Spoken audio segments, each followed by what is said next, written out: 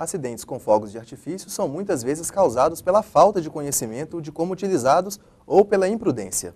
Os danos para a saúde podem ser irreversíveis. Confira na entrevista de Aline Perucci. Queimaduras e acidentes graves podem ocorrer quando fogos de artifício são utilizados de forma incorreta. Para falar sobre o assunto, eu converso com o cirurgião plástico, chefe do Serviço de Cirurgia Plástica e Queimados da Rede FEMIG, Dr. Carlos Eduardo Leão.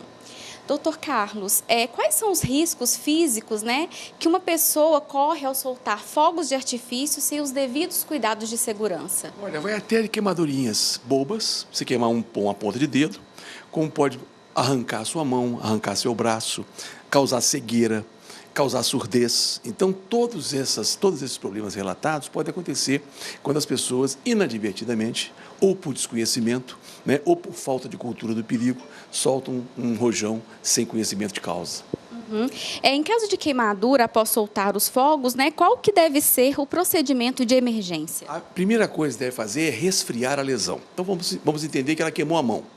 Aí você corre para um lugar onde tem uma torneira, abre a torneira e coloca aquela mão embaixo da torneira para resfriar aquela lesão.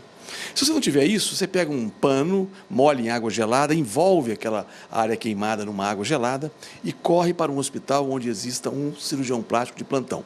Porque é a cirurgia plástica a especialidade destacada na medicina para poder atender a queimadura. A nossa referência em Belo Horizonte é a nossa unidade de queimados aqui no Hospital João 23, que é o maior centro de tratamento de queimados da América Latina. Durante um evento, como a noite de Ano Novo, qual o impacto que esse tipo de ocorrência gera nos atendimentos médicos de urgência no pronto-socorro? Aumenta, assim, 15% o nosso atendimento com queimadura nessas épocas do ano. Então, não é só no Natal ou no Ano Novo, mas nas grandes comemorações. Por exemplo, agora mesmo nós vamos ter um campeonato mundial aqui no Brasil. Então, esses fogos de artifício devem ser cuidadosamente avaliados. As pessoas que candidatas a soltarem esses fogos têm que se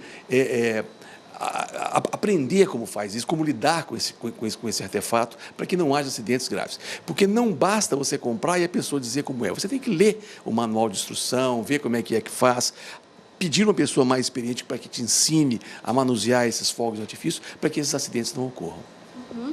Quais as cirurgias mais comuns para a reparação de um acidente com esse tipo de material? São os enxertos de pele e os retalhos. Nós usamos essas duas forças que nós temos no nosso arsenal terapêutico para reparar essas graves lesões, tanto da mão como da face ou qualquer outro segmento corporal queimado. E observar as normas de segurança reduziria essa demanda, O que uma pessoa deve fazer para a queima de fogos de artifício aconteça com segurança? Olha, o que deve haver é acabar com a falta de cultura do perigo do povo brasileiro.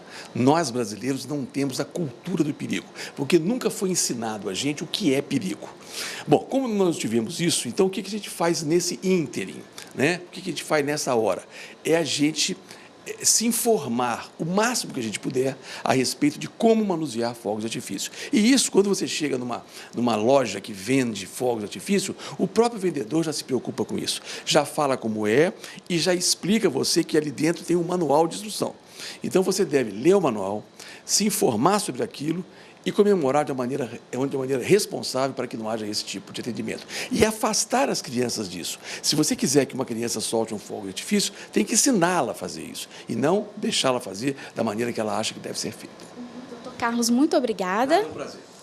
Voltamos ao estúdio.